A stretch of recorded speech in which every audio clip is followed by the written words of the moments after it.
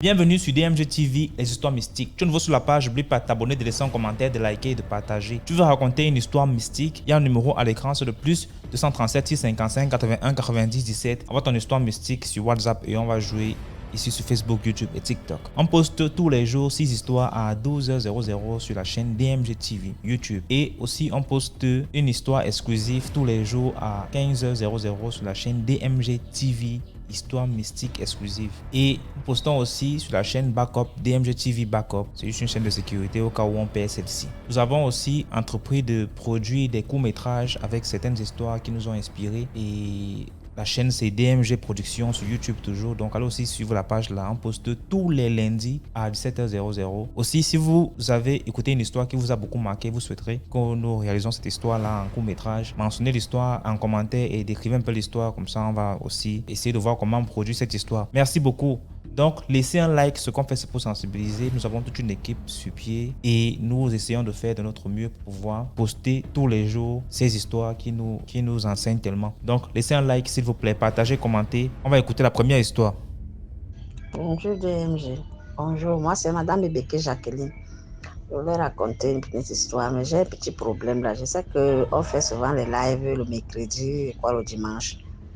Je fais toujours tout. J'aimerais aussi être en live, mais je n'arrive pas. Je ne sais pas si tu peux toujours m'aider pour que je puisse être en live.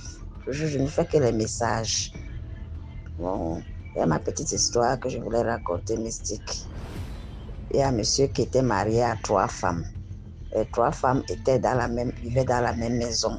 Il y a la première que je nomme Marie, la deuxième Jeanne. Et les dames aimaient toujours faire des problèmes à chaque petit truc. Parfois, ils bagarraient même. Elles bagarraient toujours. C'est comme ça qu'elles étaient toujours jusqu'à ce que la première a dit à Jeanne, qui s'appelle Jeanne, Marie qui dit à Jeanne, moi, avec la façon que tu me traites, je ne veux même pas que si Dieu me prend demeure, que je meure avant toi. Moi, je ne veux pas que tu sois à mon deuil, hein, que tu fasses même quoi que ce soit ce qui concerne mon deuil. Jeanne répond à Marie que tu dis quoi? Que ton deuil a fait quoi? S'il arrive que c'est toi qui mets la première, je vais faire ton deuil. Tu as quoi? Tu comptes sur ta petite sorcellerie là, tu pourras me faire quoi? Je vais aller, je serai là à ton deuil. Je vais assister. Elle dit ok, on verra. Elle dit on verra. Comme ça qu'elles sont restées des années. Les enfants sont même devenus grands. Et ce n'est pas toujours. La haine continuait toujours. Toujours la haine. Jusqu'à ce qu'elle contaminait même ça aux enfants. Le mari était même dépassé. Voilà maintenant la première femme mariée a été malade, gravement malade. Cette maladie même conduit à la mort. Quand elle meurt, on fait le deuil arrive, on prend le corps mais à la mort. Le jour qu'on sort le corps à la mort, le corps est à la maison. Jeanne, la deuxième femme, était à la cuisine. Dès qu'elle voit les gens qui viennent, elle aussi, elle vient. Cette histoire qu'on parle comme ça, c'est que les gens du quartier qui étaient les voisins connaissaient, savaient que la dame avait dit ça. Elle quitte chez elle, elle était dans sa cuisine. Elle vient à la salle pour voir le corps de sa coépouse. Il y a même les dents qui disaient que j'espère que tu sais ce qu'on t'avait déjà dit. Elle dit, ah, elle est qui? Dès qu'elle entre seulement, elle regarde le corps a changé.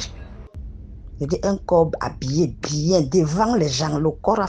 C'est souvent quand l'on fasse souvent la face, quand tu es fâché, tu attaches ta figure. C'est comme ça qu'elle a attaché la face. Et les gens avaient même peur, comme ça, ils voudraient même pas que le cadavre va parler là-dedans. Les gens ont eu peur que Cassia ne va pas. Elle-même, elle a dit, elle se fait de ses enfants. C'est pour ses enfants. Elle avait dit que je ne vois pas le corps. Elle me cachait quoi ici. Regarde comment elle est habillée. Regarde les chaussures. Un cadavre. Regarde comment elle est mal habillée. Elle ne savait pas que toute cette fâcherie-là, c'était pour elle. Elle a bavardé. Elle dit, oh, je vois le corps. Elle a bavardé. Quand elle finit, elle sort. Comme on fait souvent le tour là pour regarder le corps, elle sort. En sortant, elle accompagne les gens vers la route. Dès qu'elle arrive là en route, parce qu'elle n'était pas loin de la route, dès qu'elle arrive, une moto la bouscule.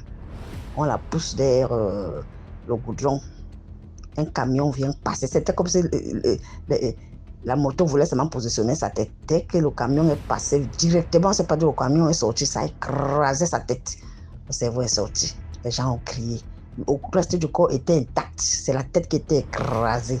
On dit merde. les gens ont commencé à crier. Oh, oh, oh, tu sais, le lieu du deuil, les gens entrent, les gens sortent, ceux qui partent, ceux qui rentrent. Les gens rentrent là-bas au lieu du deuil, ils annoncent à son mari que aux gens qui étaient là que le monsieur, la dame qui vient de sortir là, qui parlait ici là maintenant, elle a voilà la tête écrasée là-bas. On dit à son mari que on épouse un mot. Les voisins qui connaissent ce problème ont commencé à dire, oui, je lui avais bien dit de ne pas venir, que sa femme, la cause a parlé, elle n'a pas mis, là voilà qui part comme ça.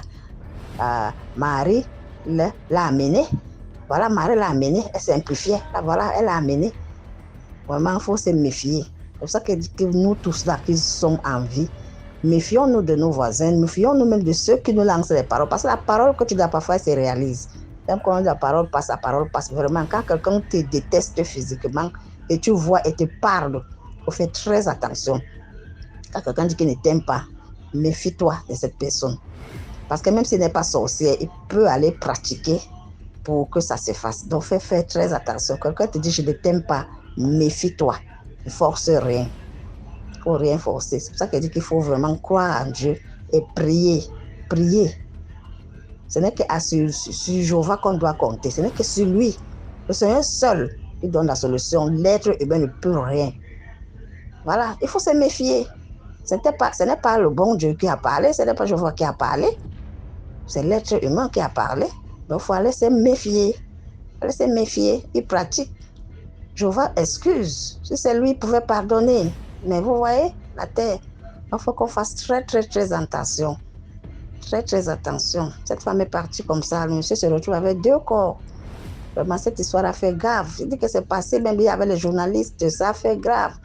Parler de ça, c'est pas loin, c'est ici au Cameroun, à Béji.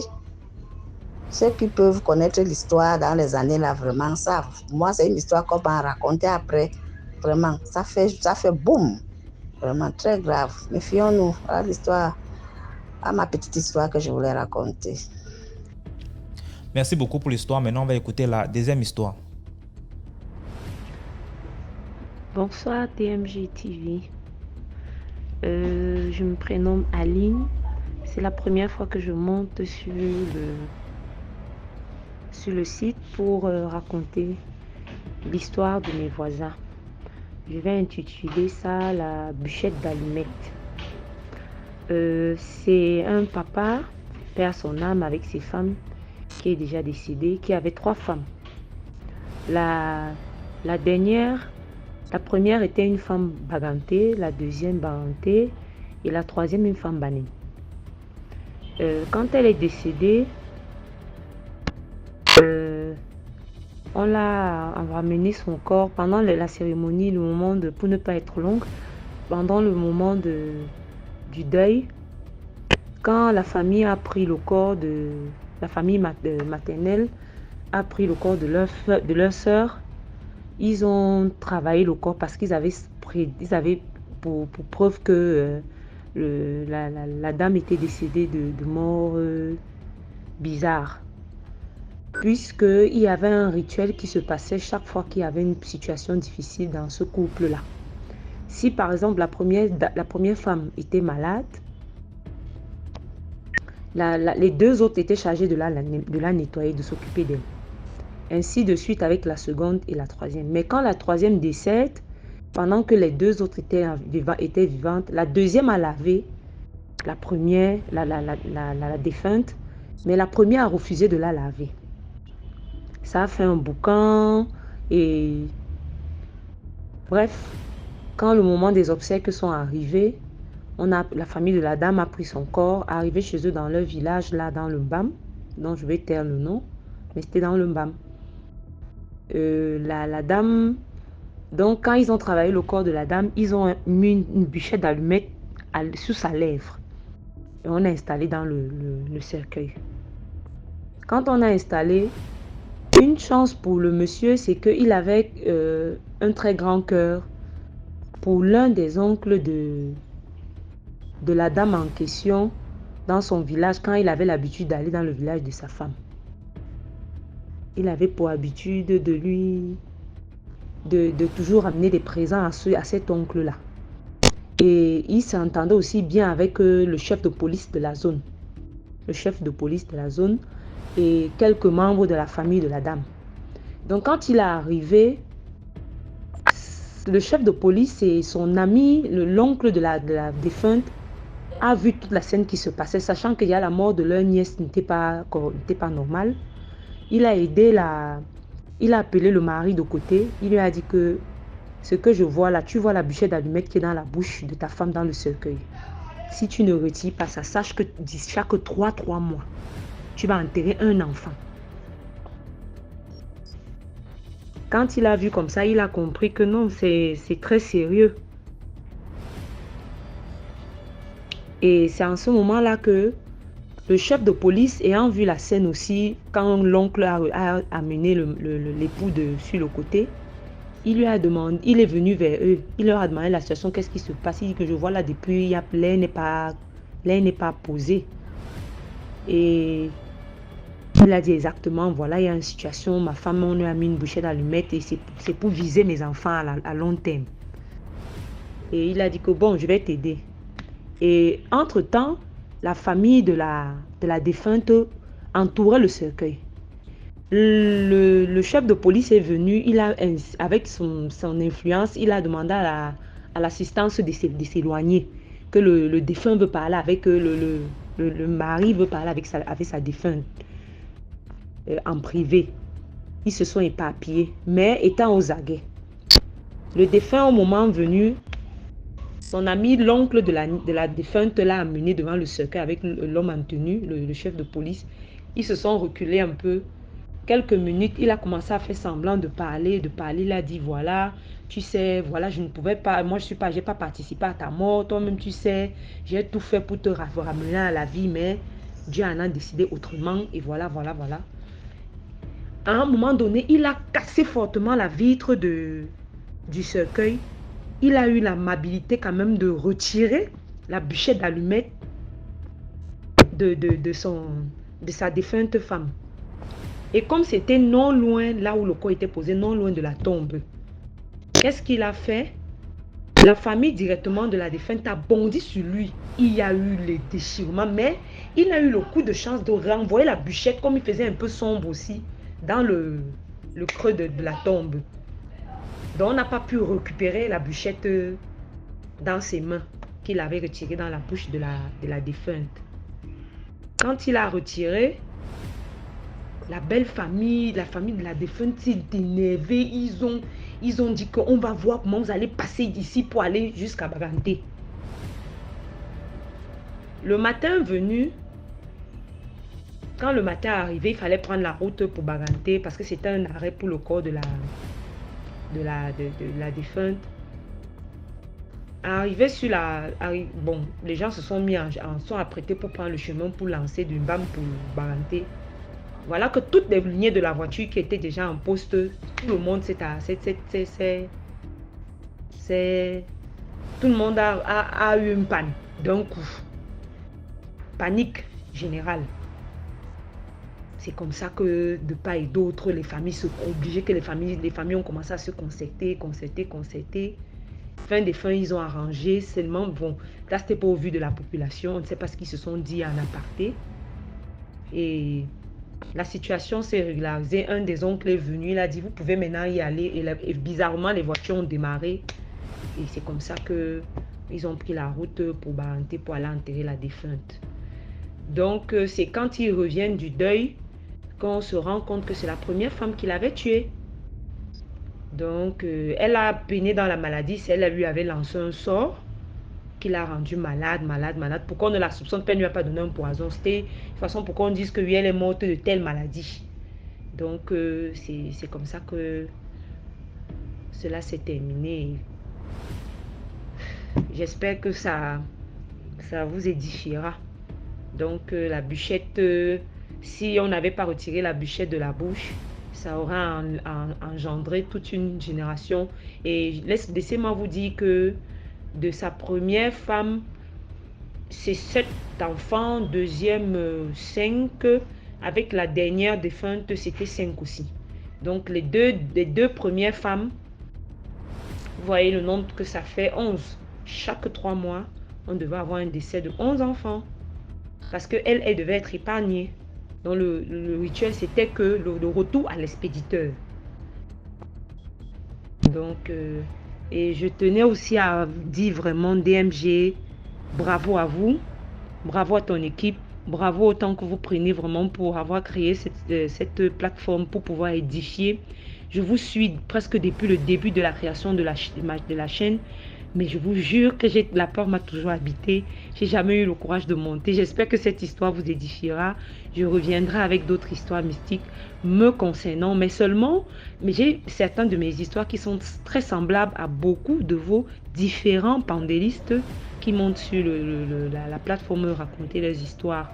Et je tiens à passer un bonjour spécial à l'homme de l'ombre, à monsieur Alex Tuitasson, à, à l'avocate Linda du Gabon, euh, à Sagesse de Paul de Kribi, parce que vraiment j'aime bien tous ces panélistes qui racontent des histoires avec une certaine éloquence. Et on avait une maman là, je crois qu'elle est ivoirienne qui avait l'habitude de raconter des histoires aussi, mais elle est, elle est très rare ces derniers moments.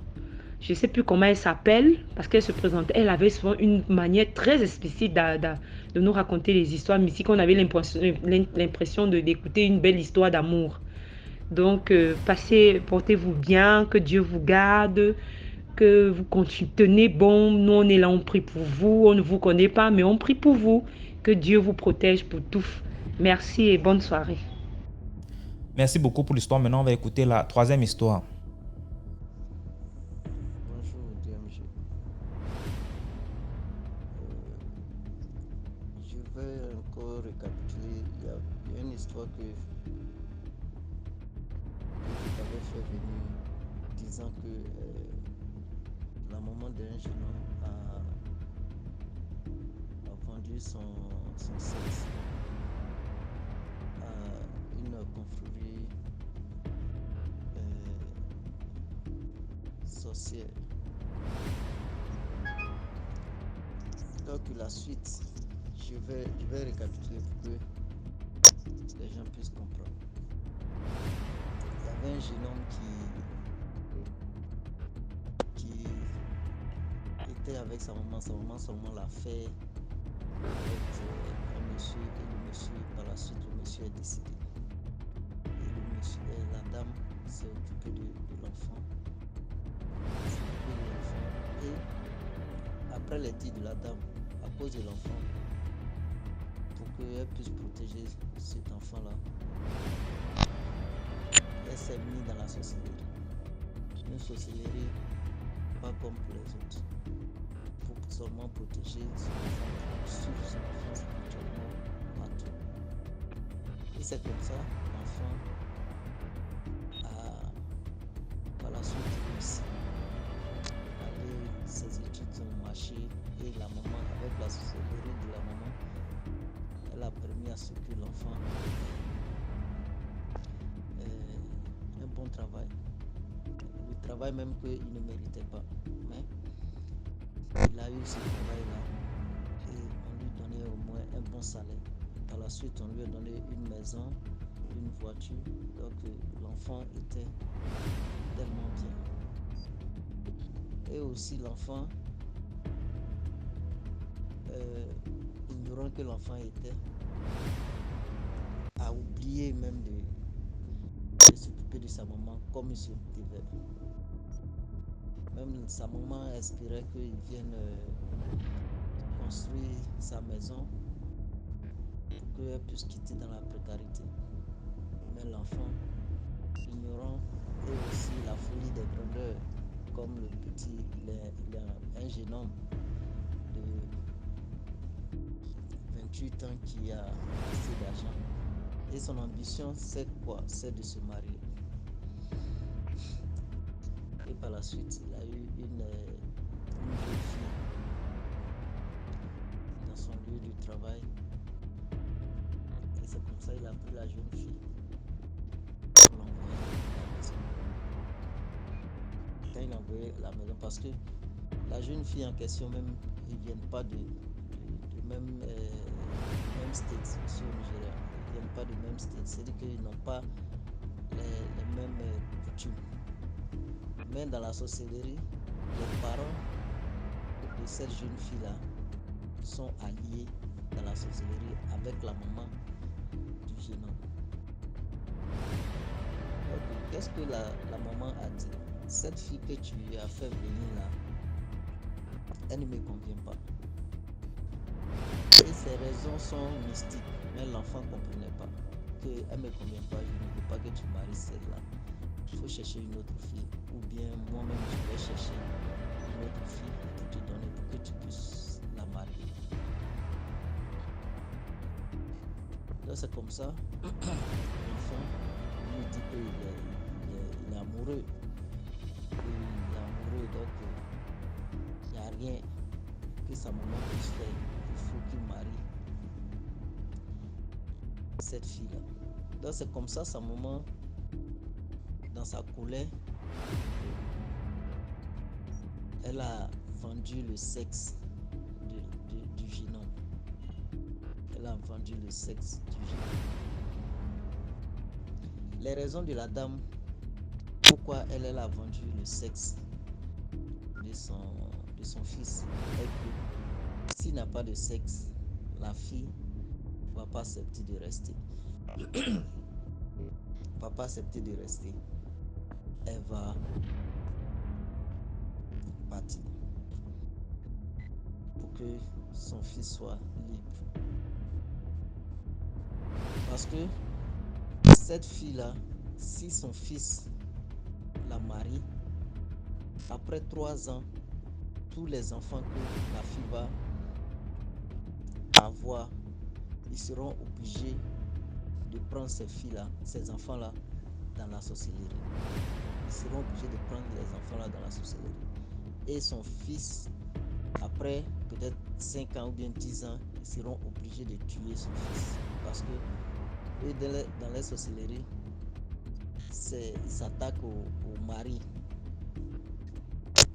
de leurs enfants ou tous les garçons de leur famille.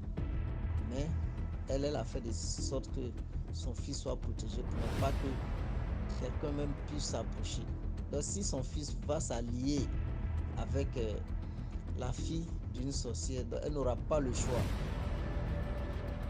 de tuer son fils. Or c'est son seul enfant. Elle a réfléchi, son seul option pour pouvoir sauver son fils, il faut faire disparaître sa pile. Donc elle a pris la pile, aller vendre ça à sa meilleure amie dans son village. Sa meilleure amie, elle est sorcière, mais les gens ne savent pas qu'elle est sorcière. Elle est allée vendre ça à sa meilleure amie. Et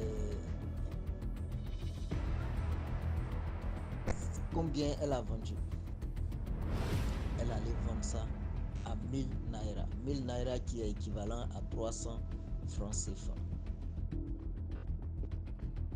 Vous comprenez? 1000 naira qui est équivalent à 300 francs CFA. Elle allait vendre le sexe de son fils à cette maudite somme-là. Et son fils est là-bas, il se lamentait, il va dans les hôpitaux, il prend des médicaments. Sapine est devenue comme une feuille. Elle est devenue comme une feuille, ça y est là. Seulement pissé et c'est comme une feuille. C'est-à-dire que c'est léger, c'est-à-dire qu'il n'y a pas de vie dedans.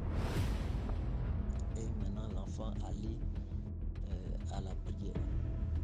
Après qu'il allait à la prière, on lui a dit que c'est sa maman qui a... Il n'est qu'à aller demander à sa maman où est sa pile.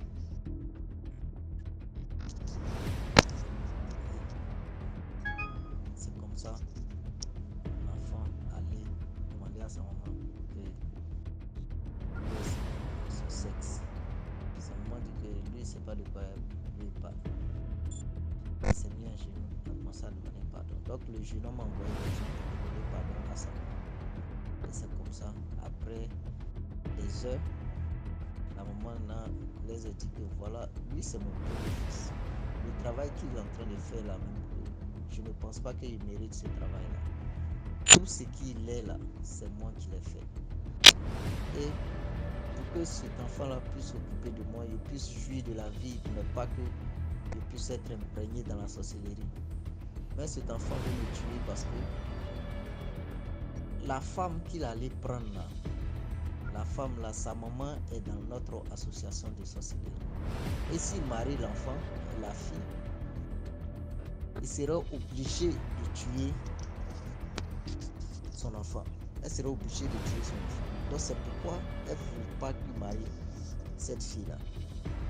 Mais la fille là, mon fils veut forcément marier cette fille-là.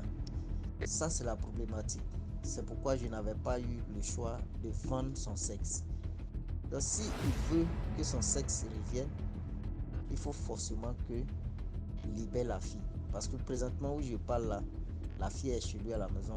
Alors là, elle est dans le salon. Elle est en train de faire ça, elle est en train de faire ça. Que je suis ici, mais je contrôle tout ce qui est dans sa maison. Il ne sait pas que sa maman est rentrée dans la sorcellerie à cause de lui. Donc, voilà l'option pour qu'il puisse avoir son sexe. Mais aussi, où il a vendu, il ne sait pas aussi s'ils vont vouloir retourner ça. Mais il doit rembourser l'argent pour que son sexe puisse se révéler. Son fils dit qu'il n'y a pas de problème. Si c'est ça, il va payer l'argent. Mais pour libérer la fille là, il dit ok, s'il ne libère pas la fille, ils n'ont qu'à quitter ça dans sa peau. À force des choses, le jeune homme a accepté de libérer la fille. Et c'est comme ça, la maman dit bon, ils n'ont qu'à prendre une voiture, ils vont aller dans le village voisin. Ils sont dans la même communauté, mais c'est un village voisin. Et c'est comme ça, ils ont pris la route, ils sont partis. Quand ils sont arrivés là, ils ont croisé sa camarade dit que ma camarade, pourquoi vous êtes venu, tu viens avec les gens chez moi sans me dire pour que je puisse au moins préparer quelque chose pour ton fils veut se marier, tu veux elle dit non, c'est pas pour ça que je suis là. C'est le sexe de mon enfant que je t'ai vendu là. Je suis venu pour que tu puisses le racheter. C'est ça, sa camarade lui a dit que tu sais que dans notre association, si on vend quelque chose, on peut plus redonner parce que ce que tu dois faire, tu sais qu'il y a des conditions. S'il doit redonner, il y a des conditions. Il dit qu'il sait, mais c'est son seul enfant, tu sais que c'est toi, moi et toi qui avons protégé cet enfant-là, nous avons fait. Mais il dit, mais l'enfant n'a pas été, c'est sa camarade maintenant qui parle, l'enfant n'a pas été reconnaissant pour tout ce que nous avons fait. Il a eu l'argent et l'enfant t'abandonne, il te laisse ici et il vit sa vie et il s'en prend une femme même qu'il ne doit pas prendre pour te créer des problèmes. Donc cet enfant-là, ce truc-là, je ne vais pas redonner. C'est là et tous se sont mis à genoux. Ils ont demandé pardon. Il dit bon, l'enfant, nous prenons l'enfant comme notre propre enfant. C'est ma camarade dans la vie active et puis c'est ma camarade dans la société. Donc nous deux là, c'est nous qui faisons les choses. Donc pour ça, il faut que l'enfant me rembourse. Et pour la condition, il faut que l'enfant s'occupe de moi comme il s'occuperait de sa maman. Et de toute façon, il va construire une maison pour sa maman et il doit aussi construire une maison pour moi. Voilà les conditions. Et aussi, il faut qu'il rembourse les 1000 naira qu'il a pris, que j'ai donné à sa maman pour vendre son sexe. Or, dans la sorcellerie, les 1000 naira là a une valeur de 1 million. Donc c'est comme ça qu'ils ont conclu. Et la dame a levé la main en haut. Elle a levé la main en haut. C'est l'histoire est vraiment vraie. Ça finit. C'est fini le mois passé. C'est parce que je n'avais pas le temps même de te faire les autres. J'ai tellement d'histoires que moi-même aussi ma vie Et aussi des autres histoires qui se passent au Nigeria. Au Nigeria, comment on appelle ça? Le level du Nigeria, là, ça dépasse. Donc c'est comme ça. La dame a levé la main en haut. Il y a un cercueil, un petit cercueil qui est apparu dans la main de la dame. Et la dame maintenant a pris ce cercueil, a tapé sur la tête du petit. Et elle a mis sa main à taper sur le bas-ventre du jeune homme. Elle a tapé sur le bas-ventre du jeune homme. Le jeune homme a commencé à crier. Il a crié jusqu'à il est tombé. Il s'est évanoui.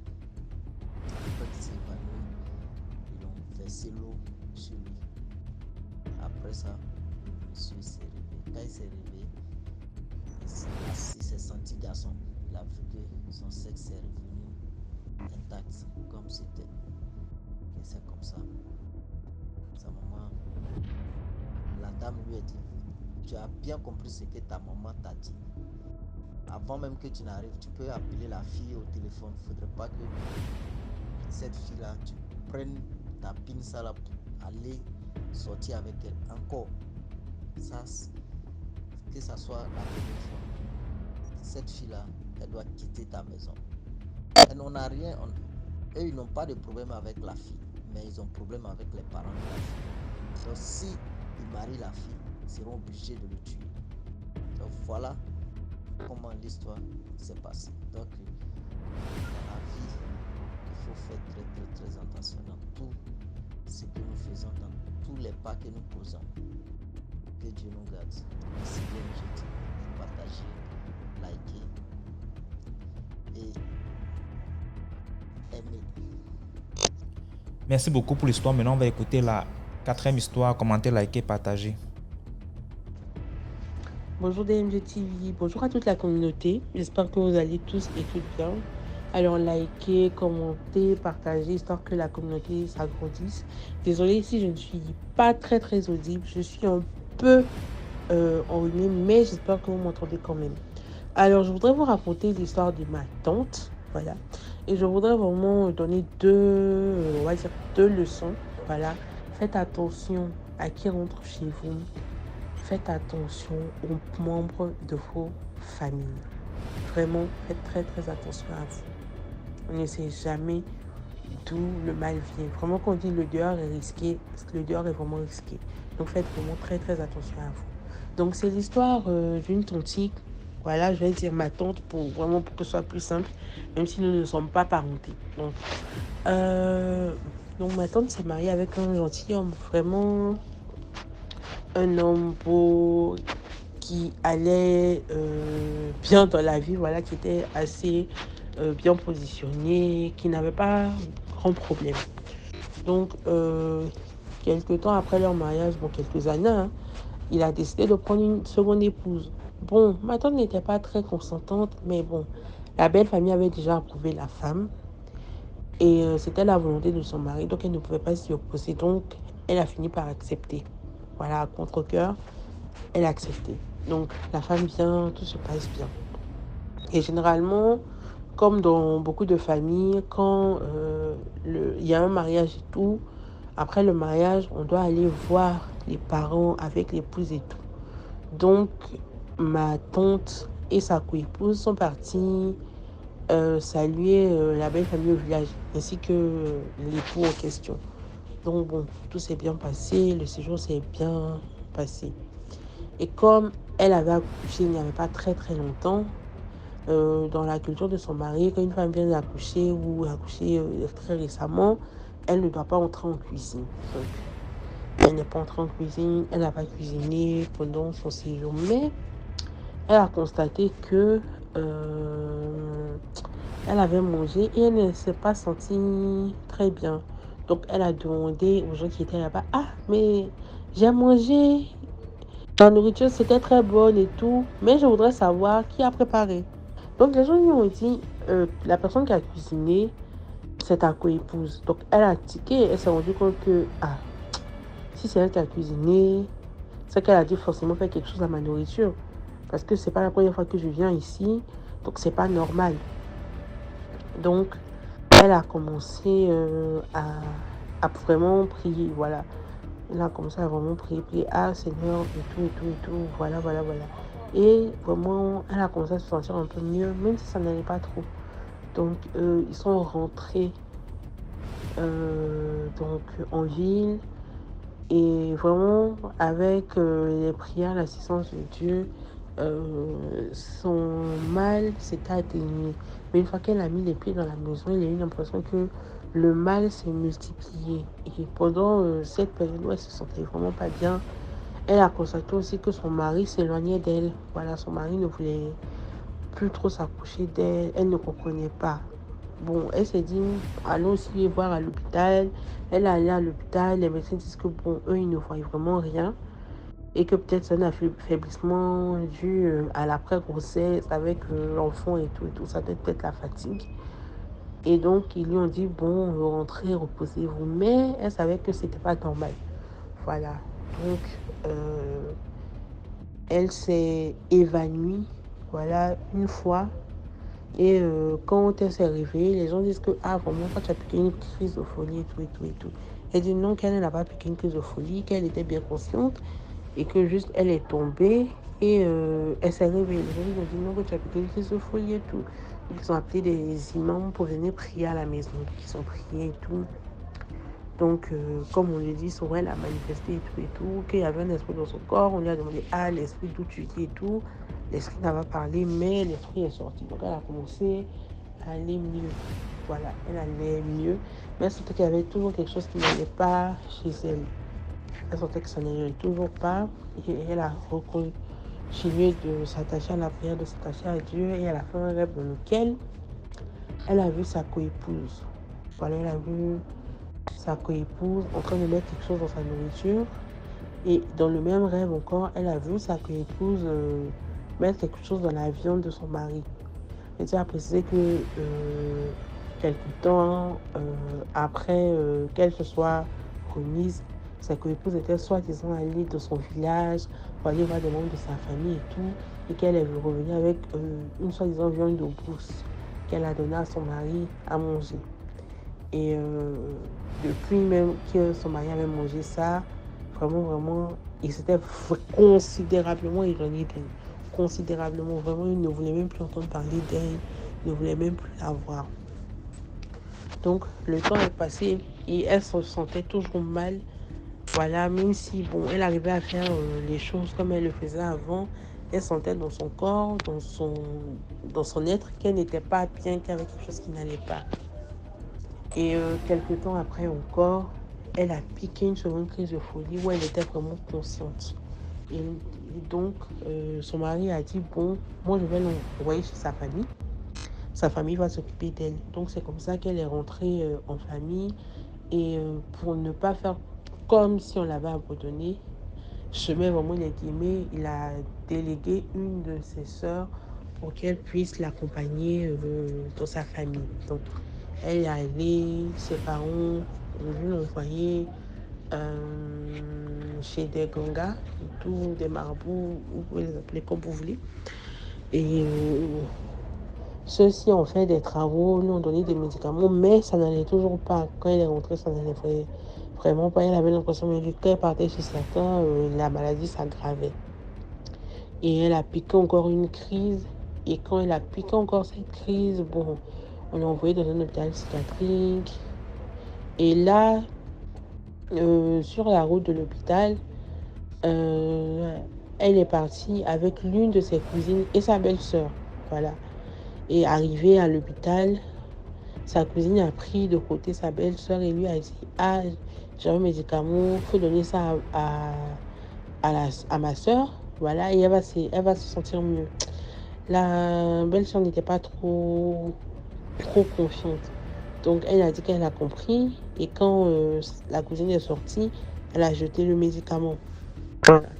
Donc, ma tante a fait peut-être 3 jours à l'hôpital. Et finalement, on l'a libérée. Voilà, donc,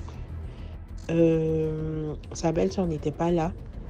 Parce qu'elle avait des courses à faire et tout en urgence. Donc, c'est sa cousine qui est venue la chercher. Et sa cousine lui a dit dans la voiture, ah vraiment, la manière dont tu as fait pour avoir tout ce que tu as aujourd'hui là, tu vas nous dire. Parce qu'aujourd'hui, c'est aujourd'hui, si tu ne nous dis pas comment tu as fait, tu vas voir. Donc c'était des menaces. Donc elle ne s'est pas sentie en sécurité. Elle s'est sentie vraiment pas du tout en sécurité. Donc dans la voiture, elle a dit au chauffeur de se garer sur le côté. Et elle a même menacé le chauffeur que si vous ne garez pas, moi je vais sortir comme ça. Donc il a garé, elle est sortie. Elle a laissé sa cousine et le chauffeur et elle est montée dans une autre voiture et elle est rentrée chez elle. Voilà, chez son mari et tout. Donc on lui a demandé, ah, qu'est-ce que tu fais ici? Et quand ça appelle, excusez-moi, quand sa coépouse l'a vue, sa coépouse était grandement étonnée. Ah, qu'est-ce que tu fais ici? Et elle a dit à sa coépouse que je vais mieux et j'avais envie de voir mes enfants. Mais dans le comportement, dans la réaction de sa coépouse, elle a su que elle s'attendait à ce qu'elle soit morte. Elle s'attendait vraiment à la voir morte. Donc elle lui a dit, voilà, je suis venue voir mes enfants. Donc elle est restée avec ses enfants. Finalement, les membres de sa famille sont venus la chercher parce que elle ne devait pas retourner chez son mari. Et finalement, ils ont trouvé un grand voyant. Et c'est ce monsieur-là qui lui a donné un médicament. Voilà, il lui a dit, ce médicament doit être bouilli et l'autre partie doit être bu. Donc, elle s'est lavée avec le médicament, elle a bu, il lui a dit, va dormir et tu feras un rêve et tu me diras ce que tu as vu dans le rêve. Donc, après ça, elle est partie dormir, elle a rêvé. Et dans le rêve, elle a vu sa coépouse et elle a vu sa cousine, mais en plus de sa cousine, elle a vu son petit frère. Donc son petit frère et sa cousine se sont associés pour l'envoûter. Voilà, l'envoûter afin qu'elle devienne folle et afin qu'il puisse se saisir de ses possessions. Et dans le rêve, elle a vu sa coépouse qui lui disait que moi, je t'envoûtais pour que tu meurs. Voilà, c'est un peu comme si dans le rêve, les trois personnes s'asseyaient et confessaient devant elle. Et donc elle a dit au monsieur, le monsieur lui a dit, voilà, donc tu sais qui sont ceux qui te veulent du mal. Donc moi j'ai un médicament, donc le médicament il a déjà été fait sans retour à l'envoyeur. Et s'ils ne confessent pas le mal qu'ils t'ont fait, ils vont mourir. Donc elle a dit d'accord. Donc à la même période, les trois personnes sont tombées malades. Et quand elles sont tombées malades, ils sont allés d'hôpital en hôpital et on leur a dit que bon, votre solution ne se trouve pas à l'hôpital. Donc, chacun allait où il devait aller, donc voir un ganga, un marabout, peu importe comment vous allez dire. Et on leur a dit, bon, ils leur ont dit qu'eux, ils ne peuvent rien faire pour eux. Et que s'ils veulent leur guérison, ils doivent confesser ce qu'ils ont fait. Donc, les gens lui ont dit, ah, ils ont fait comme si eux, ils ne savaient pas et tout. En tout cas, les gens leur ont dit, confessez ce que vous avez fait. Donc finalement, son frère et sa cousine ont fini par confesser pour dire que, ah non, t'en foutais et tout, et tout, et tout. Et c'est comme ça qu'ils ont eu leur guérison. Mais sa coépouse n'a rien dit. C'est comme si sa bouche était scellée, c'est comme si sa bouche était fermée. Elle n'a pas dit mot jusqu'à ce qu'elle décède. Donc, quand ils sont allés aux funérailles, dans la famille de son mari, il y a des rites à faire. Voilà. Histoire que le corps parle. Donc, pour savoir si la personne qui est décédée devait des gens, si elle est morte de mort naturelle, si elle a fait des choses et tout et tout. Voilà. En tout cas, dans le rite, on pose des questions et le mort répond. Donc, ils ont fait le rite. Vraiment, ma tante dit que le canard s'est réveillé, donc un peu comme un robot. Vous voyez souvent dans les films d'horreur et tout là. Elle s'est réveillée un peu, voilà. C'est comme ça qu'elle s'est levée. Et ils lui ont demandé, ils lui ont posé des questions et tout et tout. Et donc, elle a confessé que, elle était une sorcière, voilà. Elle était dans une confrérie de sorcières. Et leur but, vraiment, c'est de rentrer dans la vie des hommes et de se connecter à leur étoile. Voilà, d'aspirer leur étoile. Et qu'elle est tombée sur le mari de ma tante. Vraiment, non seulement il lui plaisait, mais il avait une grande étoile. Donc, il s'est marié Donc, pardon, elle a tout fait pour l'épouser. Donc, elle l'a envoûté et tout. Et donc, il a fini par l'épouser. Et elle est rentrée dans la vie du monsieur. Sauf qu'il était déjà marié et il avait des enfants. Donc, elle voulait se débarrasser de sa coépouse parce que déjà sa coépouse avait une âme forte. Donc, sa présence même l'empêchait de se mouvoir comme elle voulait. Donc, elle a décidé de lui lancer un sort pour qu'elle meure. Donc, c'est ce par quoi aussi ma tante est passée. C'est comme si même l'envoûtement de sa coépouse elle-même a déclenché aussi tout ce que ses frères ont fait. Et eux-mêmes, ils ont profité quand même pour accentuer leur truc. Donc, c'est comme ça. Parce que, bon, au niveau de ma tante, ils ont déclaré que oui, il y avait déjà aussi des envoûtements qui avaient été lancés sur elle. Sauf que ceux-ci n'avaient pas vraiment pris effet, mais c'était pas manifesté. Mais le sort que sa coépouse lui a lancé, en fait, c'est ce qui l'a fragilisé et qui a fait que tous les sorts de folie lancés par son cousin, sa cousine et son frère se sont vraiment manifestés. Et donc, elle a dit que elle a voulu tuer sa coépouse et qu'elle a aussi fait des envoûtements sur les enfants, voilà, pour pouvoir les gâter. Même si, bon, ça n'a pas vraiment marché parce que leur mère les protégeait, voilà, par la prière et autres. Donc, voilà. Donc, les gens lui ont dit, mais pourquoi tu n'as pas confessé avant de mourir? C'est ça, elle a dit que non, qu'elle ne pouvait pas parler parce que les gens de sa confrérie de sorcières dans le spirituel, ils ont fermé sa bouche parce qu'elle ne devait pas parler. Leur confrérie là ne doit pas être connue. Donc, quelqu'un soit veut confesser ou veut en parler, on ferme la bouche de la personne. Donc, c'est pour ça qu'elle ne pouvait pas parler. Donc, ils ont compris. Donc, ils ont décidé de faire des rites et tout pour gâter son corps, pour ne pas que les membres de la confrérie puissent venir utiliser son corps. Ils ont fait des rites encore de purification sur le mari de ma tante, sur ses enfants et sur elle-même.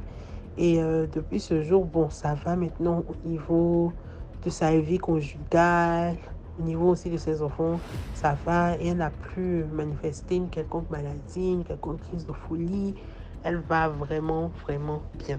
Donc la morale de l'histoire, c'est vraiment faites attention. Faites vraiment attention. Donc si ma tante ne priait pas, ça veut dire qu'il y a longtemps qu'elle était devenue très folle. Et si elle ne priait pas même, ça veut dire que même l'envoûtement de sa épouse l'aurait tuée. C'est parce qu'elle priait, parce qu'elle avait un esprit fort, que plutôt que de mourir, elle a piqué de manière répétée des crises de folie. Mais vraiment, je veux vous dire une chose, la famille DMG, faites très attention à qui rentre dans vos vies, dans vos familles, et priez beaucoup, parce que la prière sauve. Vraiment, j'ai envie de vous dire, méfiez-vous de tous ceux qui vous entourent. Bien évidemment, il ne faut pas avoir peur de sortir ou d'approcher les gens, mais vraiment méfiez-vous. Parce que même les membres de vos familles, les gens qui rient avec vous, peuvent vouloir vous faire du mal. Donc, c'était tout. Passez une bonne journée et que Dieu vous garde. Merci beaucoup pour l'histoire. Maintenant, on va écouter la 5e histoire. N'oubliez surtout pas de partir suivre la chaîne DMG Productions. Les courts-métrages, c'est chaque lundi, 17h00. Chaque lundi, tous les lundis, 17h00, allez sur DMG Productions. Donc, on passe à la 5e histoire. Bonjour la grande famille DMG TV. Bonjour DMG TV. Et je suis un auditeur de la Côte d'Ivoire. Voilà, sans plus tarder, je vais partager mon histoire. Et en passant, n'oubliez pas de vous abonner, de liker, de partager et surtout de commenter. Bon, voilà. Bon, je suis dans une ville de l'intérieur de la Côte d'Ivoire. Et dans la ville où je suis, il y a un mécanicien qui habite là et tout. Que tout le monde connaît, il est là depuis longtemps. Et disons, c'était dans le mois de mars. Du jour au lendemain, comme ça, le mécanicien en question a disparu. Alors le mécanicien a disparu et c'est pas dans ses habitudes de disparaître comme ça, il venait pas au travail. Tout le monde se demandait mais qu'est-ce qui s'est passé? Si je me rappelle bien, c'était dans la période du Mardi Gras. en partant vers Pâques par là. Donc, c'est comme ça les recherches ont commencé dans les groupes WhatsApp, un peu partout. Tout le monde balançait ses photos. On se demandait, mais où il a disparu et tout. Après 2 mois, disons dans le mois de mai, il y a un type qui était parti en brousse. Il était parti chasser. Et il a vu le corps du mécanicien dans la brousse. Donc, il a couru rapidement. Il est venu dire au village que, ouais, vous cherchez telle personne, on l'a vu dans la brousse. Donc, le chef du village en question a appelé les policiers sont venus, les policiers ont fait un constat. Effectivement, c'était le mécanicien. Mais vous connaissez, quand quelque chose n'est pas avéré, les rumeurs un peu partout, puisque tout le monde n'a pas vu le corps. Les rumeurs un peu partout, on dit non, mais est-ce que c'est lui, tu as vu vraiment, tout. Le gars dit oui, effectivement, c'est lui. Bon, ils ont pris ses habits, ils sont venus montrer à ceux qui habitent à côté de son magasin de mécanique. Et la dernière fois que vous l'avez vu, est-ce que c'est les mêmes habits il a porté et tout. Ils ont confirmé que oui, ce sont ses habits qu'il portait quand on l'a vu la dernière fois et tout ça. Donc bon, du coup tout le monde dit il est mort. Bon, nous on n'a pas vu son corps, donc nous on ne croyait pas. C'est comme ça, les mois passent, on appelle son numéro, ça passe pas. Bon, étant donné que moi je suis pas trop dans ce quartier en question, je viens, donc moi je me dis que peut-être il n'est pas mort, que le gars certainement il a fui. Bon, c'est comme ça un jour je me rends dans une autre ville qui n'est pas trop loin d'ici, disons à au moins 52 km comme ça. Je me rends dans la ville, un bon matin, je vois ce mécanicien en question. Il avait porté un t-shirt noir, il était vraiment très pâle. Il était très pâle, il était devenu bizarre. Bon, je voulais le dépasser, mais il me s'est arrêté et puis j'ai dit son nom. Quand j'ai dit son nom et puis il s'est arrêté, on a commencé à discuter puisqu'on se connaît très bien. Il dit mais toi c'est comment? Il dit que non mais t'es mort dans telle ville non? Il dit non je suis pas mort. Que tu sais quand tu voyages souvent faut pas dire aux gens tout ça. Il dit ah bon? Que mais on m'a dit tu es mort, il comprend pas, on te cherche, on te voit pas, on appelle ton numéro ça passe pas. Il dit non, qu'il n'est pas mort, que d'ailleurs même lui-même il s'en va travailler quelque part. Que son camion l'attend, il est dans une société de mécanique maintenant, que son camion l'attend, il s'en va au travail. Il dit ok, pas de problème, non. Bon, moi je vais aller annoncer la bonne nouvelle dans la ville en question pour dire que ah, je t'ai vu dans telle ville, qu'il ne faut pas, tout le monde va s'inquiéter. Il dit bon, c'est que je suis d'accord, pas de problème. Il dit ok. C'est comme ça, les semaines passent, j'arrive dans la ville en question. Le coin où il travaillait, disons le magasin où il travaillait, c'était à côté de la maison d'une de mes grand-mères. Je dis à ma grand-mère, Méméo, est-ce que tu sais que le mécanicien, quand on dit il est mort, qui travaille à côté de chez toi ici là, je l'ai vu à Yamsoko. Dans la ville en question, je l'ai vu à Yamsoko. Elle dit, ah, toi t'es sûr que tu l'as vu? Elle dit oui, il est vu. Elle dit, ah, t'es pas la première personne qui l'a vu, il y a une dame même qui l'a vu un jour à Yamsoko aussi. Il était assis là-bas, dans une gare. Et puis bon, il dit il voyage. La dame lui a posé des questions, il dit il voyage, qu'il s'en va quelque part dans une autre ville. Et tout. Bon, comme la dame n'est pas dans la ville en question, elle était à Abidjan. Donc elle s'est dit que certainement, bon, lui que vous cherchez là, il est vu à Yamsoko. Donc je ne suis pas la première personne qui l'a vu à Yamsoko en quelque sorte. Mais ma grand-mère, elle a confirmé que oui, effectivement, il est mort, que quand les policiers sont venus faire le constat, ils ont mené ses habits. On dit effectivement c'est la même personne, c'est les habits qu'il avait portés la dernière fois qu'on l'a vu et tout. Donc c'est un fantôme j'ai vu. Il dit quoi? Elle dit oui c'est un fantôme tu as vu, que lui-même, son frère avec qui il dort et ses parents sont venus, ils ont confirmé qu'il est mort. Ils ont pris son corps, ils sont allés l'enterrer et tout, que vraiment il est mort. Ils l'ont enterré, comme c'est les musulmans ils l'ont vite enterré. Et puis d'ailleurs même quand ils ont retrouvé son corps, ils avaient enlevé ses parties intimes, tout ça. Donc il dit ah bon? Mais effectivement, c'est un fantôme que j'ai vu. Et puis quand je me rappelle très bien, j'ai remarqué que quand j'ai fini de causer avec lui, c'était dans la journée. J'ai discuté avec lui, on s'est salué et tout. Quand j'ai vu à Yamsoko, disons quand j'ai vu le fantôme, son fantôme à Yamsoko. Après, quand on a fini de discuter, j'avançais. Les gens qui nous voyaient depuis loin, disons, ils me voyaient de loin en train de discuter. Après, ils ont commencé à me regarder bizarrement, comme si je parlais seul. C'est après je me suis rendu compte que t'as bien fouillé, peut-être c'est moi seul je le voyais, mais les autres le voyaient pas. Donc du coup eux me voyaient parler seul, faire des gestes seuls. Donc la morale de l'histoire c'est quoi? La morale de l'histoire c'est d'avoir la foi, c'est tout. Et puis quelque chose que tu n'as jamais vu, faut pas t'as dit ça n'existe pas. Voilà, faut croire, tout ce qui est mystique existe. Voilà, tout ce qui est mystique existe. Moi par exemple, aujourd'hui je peux confirmer que j'ai vu un fantôme. J'ai eu plusieurs expériences mystiques. C'est que je vais raconter ça une prochaine fois. Donc c'est mon histoire qui est là. Merci d'avoir écouté. Et n'oubliez pas, liker, partager, commenter. Merci beaucoup. Merci beaucoup pour l'histoire. Maintenant, on passe à la 6e histoire. Coucou DMG, salam alaikum, bonsoir à tout le monde, shalom, on prie tous un même Dieu. Hein. Moi je suis musulmane, comment allez-vous? Je suis abonnée à DMG TV et vraiment sincèrement, ça fait 2 ans de cela, j'apprends beaucoup et grâce à DMG TV, sincèrement, ça m'a amplifié la foi, je prie énormément, c'est-à-dire et en tant que musulman, j'ai tout le temps les ambitions. Je prie. Bon, mon père me l'a toujours conseillé. J'ai une histoire à vous raconter. Je suis malienne gabonaise. À l'époque au Mali, en ce moment, je suis en vacances au Mali. À l'époque au Mali, il y avait des filles qui régnaient, des filles qui étaient des grandes dames, des filles, tout marchait pour elles, tout ce qu'elles touchaient brillait comme de l'or. Elle avait la gloire, la beauté, le charme, les voyages. Et aujourd'hui, triste pour elle, qu'elle ait paix à son âme, elle est décédée. Comment ça se passe l'histoire? La Go, elle était d'une famille pauvre, c'est normal, comme on dit le complexe. Donc quand elle sort, elle voit d'autres filles toujours bien habillées, jolies. Donc elle allait voir un féticheur. Donc c'est comme ça qu'elle a le féticheur dit qu'est-ce que tu veux? Elle dit je veux la gloire.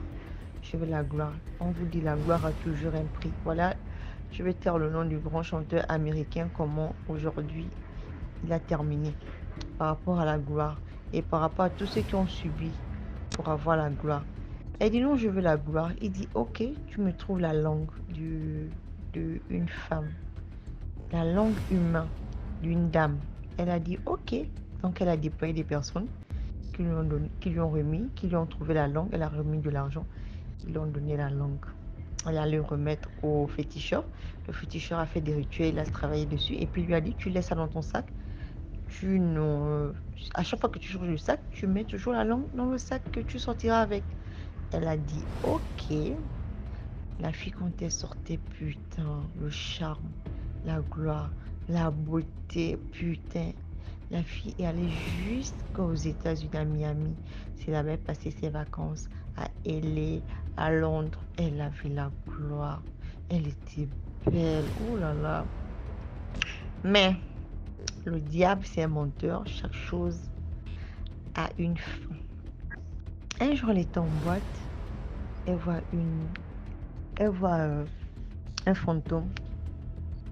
Un fantôme d'une dame qui lui dit s'il te plaît, remets-moi ma langue, s'il te plaît, remets-moi ma langue. Elle dit, je rêve. Elle a laissé passer, elle s'est entêtée, elle allait toute en boîte. Et à chaque fois qu'elle allait en boîte, elle voyait toujours la dame. C'est comme ça qu'elle a cessé d'aller en boîte. Et c'est comme ça quand elle s'est en boîte, elle sortait en journée. Mais en journée, la dame, même dans la voiture, la dame pleurait, s'il te plaît, remets-moi ma langue, s'il te plaît, remets-moi ma langue. Et comme ça qu'elle a cessé de sortir. Mais la dame, l'Arcéleste, c'est-à-dire le fantôme était tout le temps avec elle. Every day, every time, le fantôme était tout le temps là, tout le temps là. Le fantôme pleurait, la dame pleurait, remets-moi ma langue, remets-moi ma langue. Et par rapport à la dépression, elle est devenue comme une folle, elle ne sortait plus. Et voilà, elle est décédée. Elle est décédée, ça s'est passé ici au Mali. Elle est décédée il y a de cela, ça fait 10 ans, au moins les 10 ans. Donc, c'est pour dire dans la vie, tout est éphémère. Tu vas chercher la gloire aujourd'hui, mais demain, tu vas la perdre. Moi, par rapport même à l'histoire du grand chanteur américain, ça m'a dégoûté de la vie. On dit le pouvoir appartient à Dieu. Tu peux être ministre, président, nul n'est au-dessus du pouvoir. Et Dieu n'aime pas l'abus de pouvoir parce que c'est lui le créateur. le Dieu suprême, c'est à lui qu'appartient le pouvoir. Donc, quand il te donne juste un petit pouvoir, il y a des gens qui en abusent. Mais le pouvoir appartient. On connaît des pays où il y avait des présidents. Je vais taire le nom dans mon pays. Oui, il avait tout, mais il était arrogant parce qu'il avait le pouvoir. Mais aujourd'hui, comment il est terminé? Il est devenu une épave. C'est pour vous dire, quel que soit alpha dans votre vie, votre statut, soyez humble et ne cherchez pas trop dans la vie online. Ayez le minimum, acceptez, parce que la vie éternelle est dans l'au-delà, pas dans ce bas monde. Merci DMG, bénédiction à tout le monde. Voilà, c'est tout pour aujourd'hui. J'espère que vous avez aimé les vidéos d'aujourd'hui, les histoires d'aujourd'hui.